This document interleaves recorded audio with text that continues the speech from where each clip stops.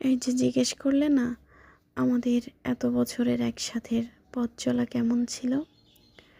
আলহামদুলিল্লাহ, তোমার সাথে কাটানো সময়গুলা পৃথিবীর শ্রেষ্ঠ সময় আমার জীবনের। তবে জানো, এটাও সত্য, তোমার সাথে কাটানো এই কটা বছরে যতটা না আনন্দ পেয়েছি, বুঝতে না বুঝতে মানে আনন্দ পেয়েছি, তবে সেটা বোঝার আগেই শেষ হয়ে গেছে। আর এই কষ্টটা ছিল পৃথিবীর সব থেকে সব থেকে শ্রেষ্ঠ কষ্ট। এর উপর কোনো কষ্ট হতে পারে না। এই কষ্টগুলা এমন কষ্ট ছিল, এমন কষ্ট পেয়েছি, তবে এগুলা তোমার ধারায় হয় নাই, এটাও আমি বিশ্বাস করি। আমি জানি, বুঝেছি।